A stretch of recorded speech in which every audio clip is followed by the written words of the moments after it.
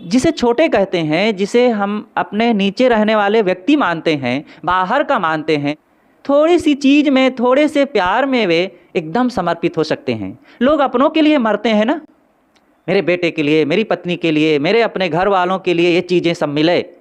अब कितना उनको देते जाओ, उनका मुंह सीधा नहीं होता है जल्दी।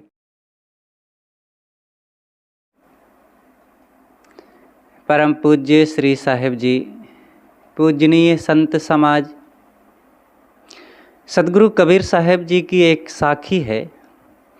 साहिब कहते हैं, शीलवंत सबसे बड़ा, सब रत्नों की खानी, तीन लोक की संपदा, रही सील में आनी। साहिब कहते हैं, सीलवान सबसे बड़ा होता है, और इतना ही नहीं, वो सद्गुणों की खानी होता है। रत्न, वो रुपया पैसा का रत्न कोई खास रत्न नहीं है, सोना चांदी हीरा मोती किसी के पास भी आए। सबसे बड़े रत्न, सबसे बड़ा धन, बहुमूल्य चीज़ है सद्गुण, और शीलवान सद्गुणों की खानी होता है। और तीनों लोक की संपदा, मतलब संसार की सर्वश्रेष्ठ उपलब्धियां, जिसे सुख शांति कहते हैं, वो सब शीलवान के पास आ जाती है।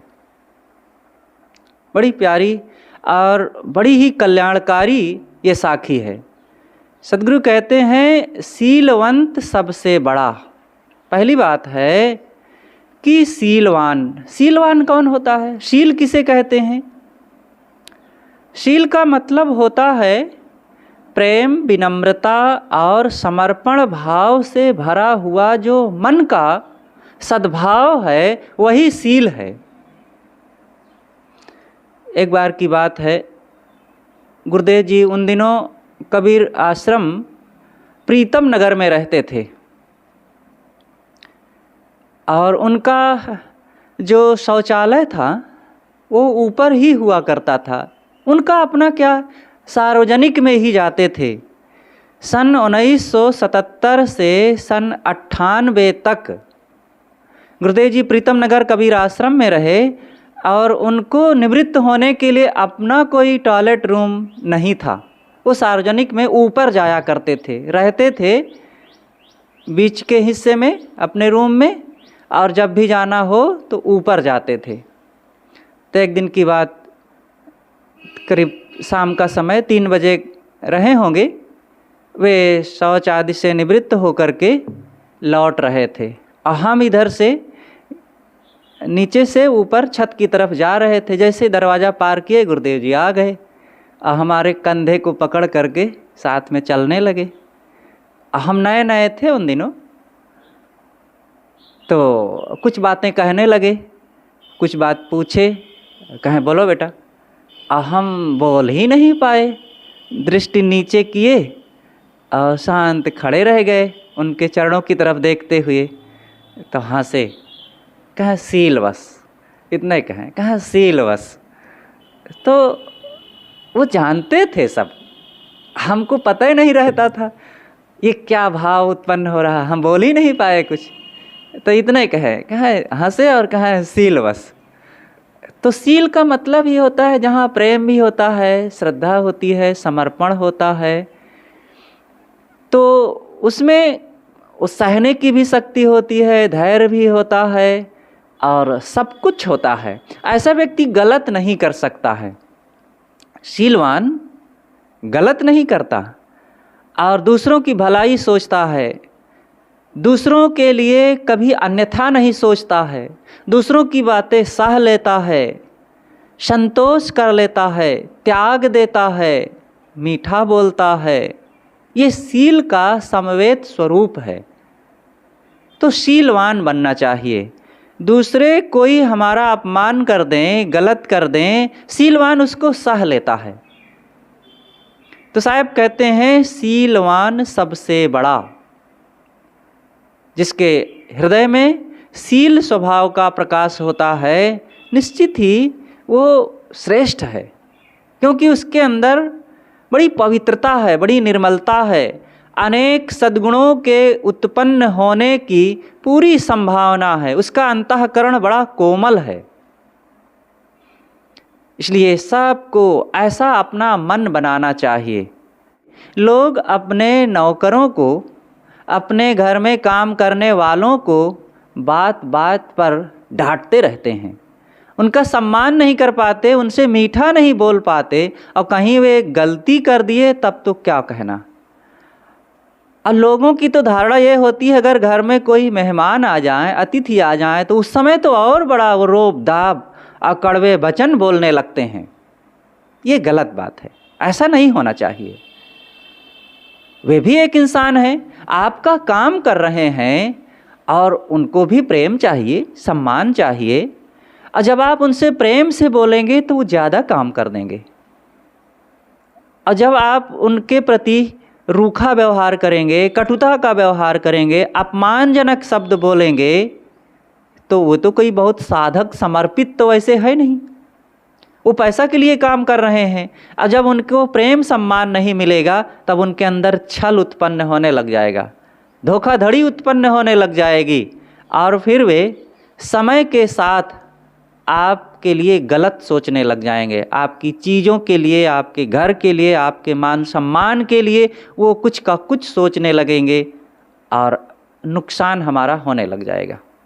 इसलिए प्रेम करना चाहिए, सबसे प्रेम करना चाहिए, चाहे घर के लोग हों चाहे बाहर के लोग हों।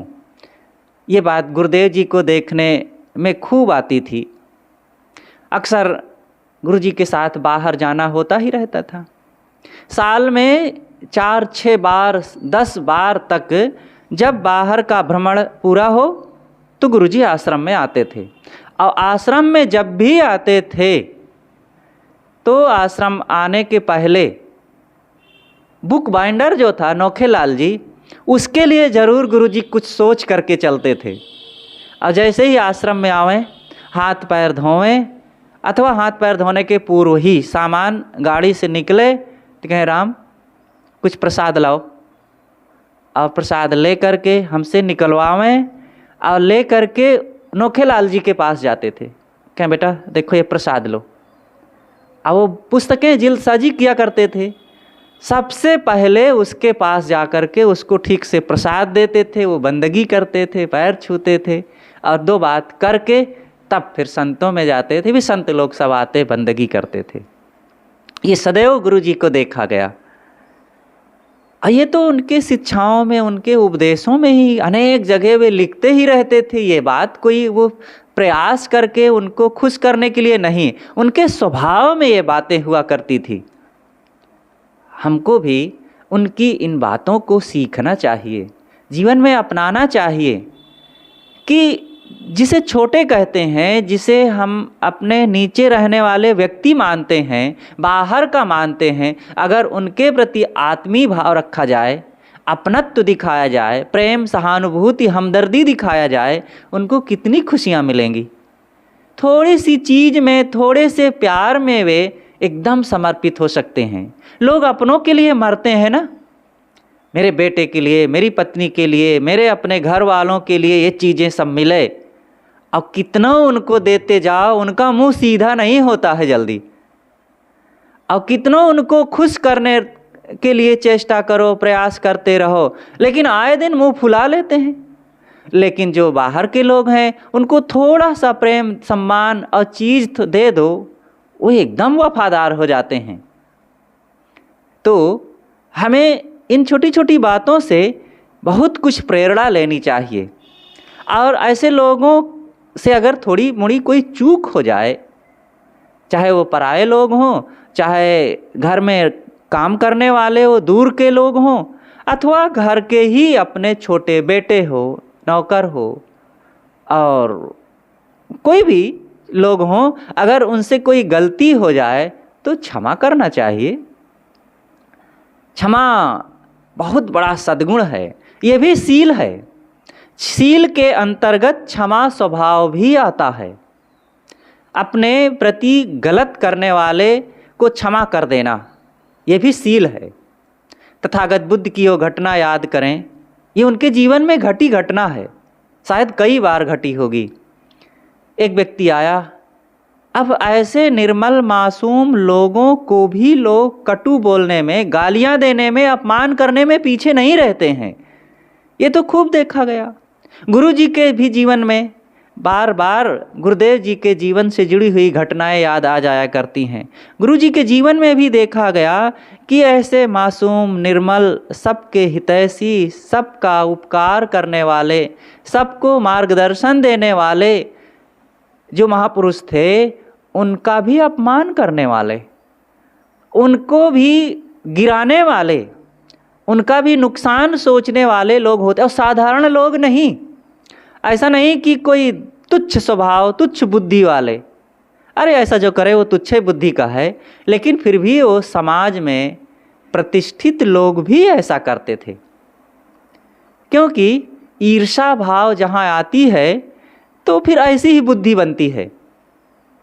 तो तथागत बुद्ध की बात मैं कह रहा था। एक व्यक्ति आया और किसी बात से आक्रोश में आकर के उनको उल्टा पलटा कुछ बोलने लगा, गालियां देने लग गया। शांत चित्त से तथागत बुद्ध उनकी बातें सुनते रहे और मीठी मुस्कान उनके आभा मंडल से निकल रही थी। और देर तक वो कुछ बड़बड़ाता रहा, उल्टा पलटा बोलता रहा।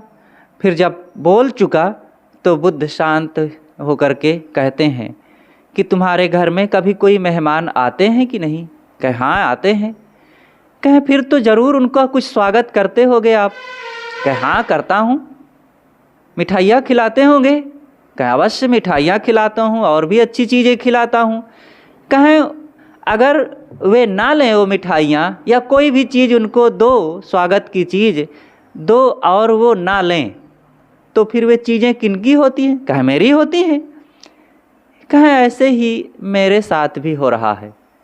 तुमने मुझे बहुत से अपमान और अशिष्टता के शब्द बोले, लेकिन मैंने तो नहीं लिया। अब ये किसकी होंगी? इतनी बात सुनते ही वो शर्मा गया, झेंप गया और उनके चरणों में झुक गया। ये है तथागत बुद्ध का शील स्वभाव। शीलवान होना चाहिए। जो शीलवान होता है वो बड़ी सी बड़ी परिस्थितियों में भी घबराता नहीं है। अपने को एक बार मजबूत बना करके तो देखें। परीक्षा की घड़ी समझिए। हम जब शील स्वभाव को त्याग देते हैं तो थोड़े में झुंझला जाते हैं, बिना परिणाम को सोचे बस सोचते हैं कि जवाब दे दें। सदगुरु विशाल साहेब जी की वो घटना याद कीजिए कि एक बार उनके पास एक पंडित जी एक विद्वान को लेकर के आए, और आए तो उनको हराने के भाव से आए थे। तो कहें महाराज आप यहाँ अकेले बैठे हो और महात्मा सब वहाँ है, सत्संग चल रहा है, आप अकेले यहाँ बैठे हो। तो उनके साथ एक शिष्य रहा है, वो कुछ बोलना चाहे तो कहें नहीं शांत रहो। आज ये जितेली पंडित लेकर के आए हैं, मतलब जीतने के लिए पंडित लेकर के आए हैं, और इनको जीतने की चेष्टा ना करो। तो कहें कि हम इतनी देर से खड़े आपसे बात कर रहे हैं, आप हमें बैठने के लिए भी नहीं कह रहे हैं। कहें अब छोटी सी खाट है और हम बैठे हैं, इस पर आपों को बैठा लें 2 जन को तो खाट तो टूट जाएगी। तो कैसे कहें? तो कहें टूटे चाहे बचे, आपको कहना तो चाहिए। कहें हाँ अब मैं तो नहीं समझ पाया इस बात को, आप समझ गए कि चाहे टूट जाए पर आके 3 जन के बैठने से, लेकिन हमको बैठाना चाहिए तुमको। थोड़े शब्दों में जवाब देते गए और फिर वे अंततः कोई बात में पार नहीं पाए और शांत रहे। विशाल देव शांत रहे। फिर कहा चलो इनसे पार नहीं मिलेगा और इनको हरा पाना बड़ा मुश्किल है। और अपना समूह लेकर स्वयं अपनी गलतियों पर पश्चाताप करते हुए वे चले गए। तो साधक शीलवान होता है और कोई बड़बड़ाता है तो थोड़े में जवाब दे करके उनसे जीतना नहीं चाहते हैं, बस थोड़ा बोल करके चुप रहते हैं। इसलिए जीतने की जो मृग तृष्णा है और क्रोध करके, जवाब दे करके, हरा करके जो मन में ये भाव उठता है कि इनको हम चुप करा देंगे, ऐसे लोग चुप नहीं होते। क्योंकि उत्तेजना से उत्तेजना बढ़ती है, प्रेम से प्रेम बढ़ता है, बदले की भावना रखने से अगला आदमी और चिढ़ता है। इसलिए जितना बन सके बैर को मिटाना चाहिए, और बैर मिटता है प्रेम से। यहाँ पर भी गुरुदेव जी की वो घटना याद आती है। एक संत थे, उन्होंने गुरुदेव जी को बुलाया, और जब गए गुरुदेव जी तो कुछ भी तैयारी नहीं किए। ऊबड़ खाबड़ आसन, और जहाँ संतों को रहना था कोई व्यवस्था ही नहीं, और चलते वक्त भी सत्संग तो किसी तरह हो गया, चलते वक्त भी कोई ध्यान नहीं दिए, एकदम लापरवाही, ना कोई स्वागत। अब बुलाए थे, कार्यक्रम लिए, अब वे महंत थे तो किसी तरह 2 दिन का समय बीता, कार्यक्रम हो गया, गुरुजी चल दिए। जो थोड़ा मोड़ा कुछ किए, 10, 20, 50 रुपया, और उसी में गुरुजी चल दिए। और गाड़ी से गए, खर्चा करके, हर्ज करके गए थे, कुछ भी नहीं। कुछ दिनों के बाद वे गुरुदेव जी के आश्रम में खुद आए, और जब आए तो गुरुजी ने उनका अच्छे से स्वागत करवाया, सम्मान भी दिया। संत लोग भी उनका सम्मान किए, खूब बंदगी करने के लिए सब जाते थे, और उनका उचित आसन लगा, सारी सुविधाएं दे दी गई, और बड़े प्रेम से गुरुदेव जी भी उनका सत्कार किए, करवाए। चलते वक्त खूब विदाई भी हुई, और वो चलते वक्त एकदम शर्मा गए, कहें आप जैसा कोई नहीं, आप संत हैं। तो गुरुदेव जी ने कहा आप भी तो संत हैं। तो उनकी आंखों से आंसू आ गए। तो कोई संकुचित स्वभाव वालों को संकुचितता से जीतने की चेष्टा ना करो, लोभी को, कंजूस को कंजूसी से जीतने की चेष्टा ना करें, उदारता से जीतें, प्रेम से जीतें, सहयोग की भावना से जीतें, तब उसका भी स्वभाव बदलेगा, और उसके दिल में बैर ना बढ़ करके बल्कि हमारे लिए प्रेम बन जाएगा, और उसको सुधरने का मौका मिलेगा। तो शील स्वभाव का मतलब होता है बदले की भावना का त्याग कर देना, और शील स्वभाव में होता है लोभी संचय वृत्ति का त्याग हो, सारे भ्रम का भी वहाँ निराकरण होता है, इच्छाओं कामनाओं का भी अंत होता है। इसलिए सरल बने और विनम्र बने। चीज़ों के लिए लोभ नहीं होना चाहिए, चीज़ों में कोई दम वम नहीं है। लोग वर्तमान में मन की अनुदारता के कारण वो चीज़ों का उपयोग नहीं कर पाते, ना अपने बाल बच्चों में, घर वालों में, आए हुए अतिथियों में, संतों गुरजनों में, और थोड़े दिनों में वो चीज़ें पड़ी रहती हैं, रद्द भी हो जाती हैं, उनका कोई महत्व नहीं रह जाता, अब अपना व्यवहार वैसे भी खराब कर लेते हैं। इसलिए चीज़ें सहयोग के लिए हैं, सेवा के लिए हैं, और आए हुए अतिथियों और घर के लोगों में उपयोग के लिए हैं, उपयोग होना चाहिए। चीज़ें तो वैसे भी नष्ट हो ही जाएंगी आजकल में, इसलिए चीज़ों का लोभ नहीं होना चाहिए। और सेवा करें, जहाँ रहे आश्रमों में सेवा की बड़ी कमी हो रही है, और जहाँ पर सेवा नहीं होती है वो आश्रम चाहे जितना धनी हो और चाहे जितना प्रतिष्ठित हो, सब ध्वस्त हो जाते हैं। ये भी खूब देखने को मिला गुरुदेव जी के साथ रह करके कि अनेक आश्रमों में आना जाना होता ही रहा।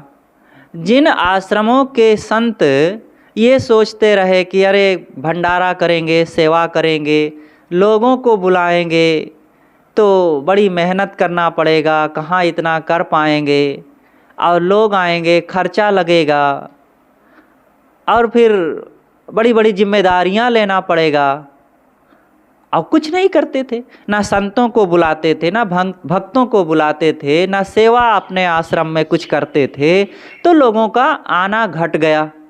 संत न आवें, भक्त न आवें। और जब संत भक्त नहीं आएंगे तो उनके पास जिज्ञासु मुमुक्षु भी क्यों आएंगे? अकेले ठन गोपाल रह गए। हाँ, वो दूसरों के यहाँ जाते थे और दूसरों के यहाँ जा करके उनके यहाँ खूब स्वागत की इच्छा रखते थे, सम्मान की इच्छा रखते थे, सेवा की इच्छा रखते थे, चीज़ों को पाने की इच्छा रखते थे। और लोग ना कर पावे तो चिढ़ते थे, गुस्साते थे, डांटते थे। सोचिए, वही तुमको मिलेगा जो आप देंगे।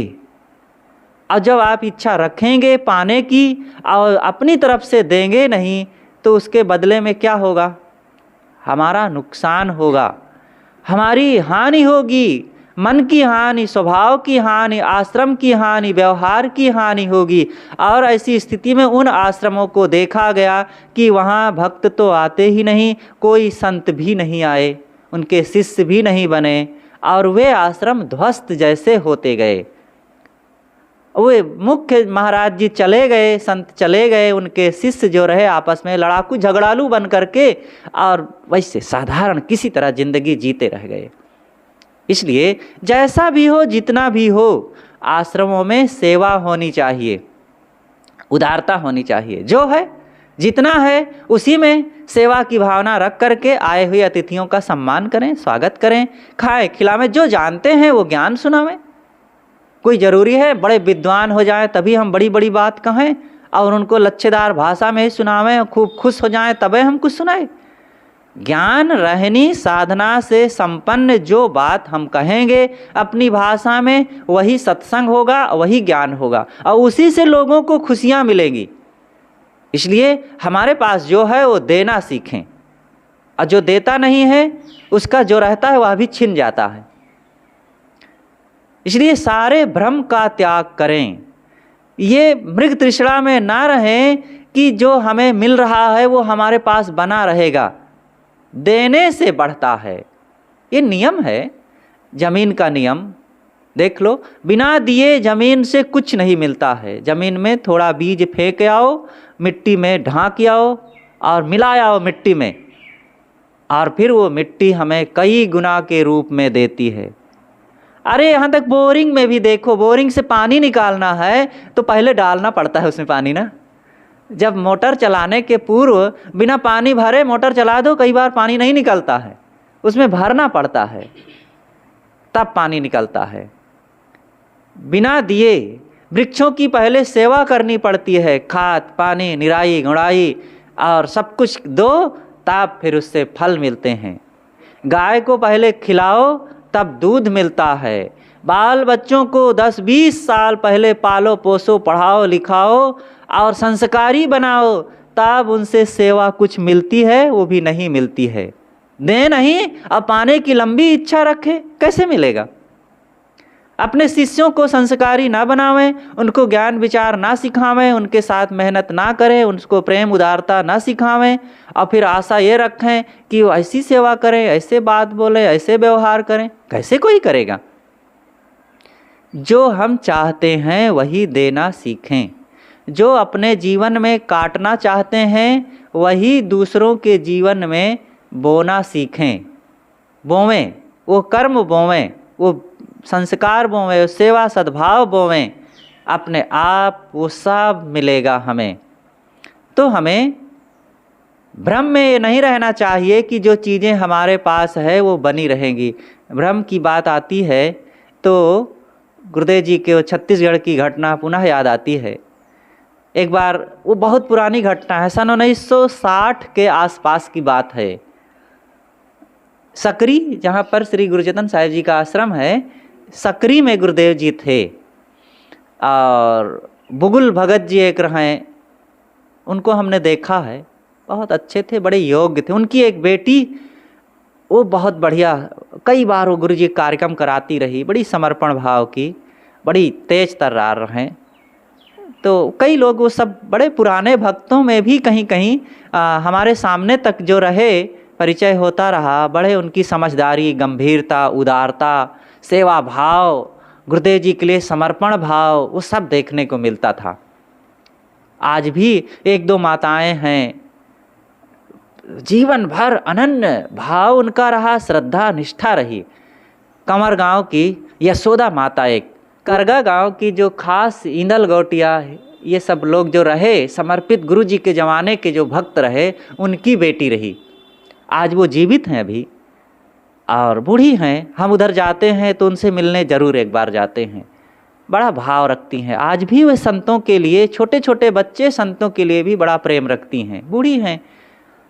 छवि माता जी, अब तो वे एकदम असमर्थ, उनका शरीर कुछ ऐसा प्रारब्ध रहा कि बड़ी असमर्थ, कई साल से उनका 1-2 साल हो गए, ब्रेन हेमरेज जैसे हो गया था और ऑपरेशन हुआ सिर का, और पड़ी रहती, बोल नहीं पाती। अभी पिछले साल उनके यहाँ जाना हुआ, मिलना हुआ, और वो पहचान नहीं पाती थी, लेकिन लोगों ने बताया तब पहचानी। जैसे पहचानी तो आँखों से आंसू उनके आने, बड़ी सेवा भावना उनकी। ऐसे बहुत से भक्त संत रहे, नारियाँ देवियाँ रहीं।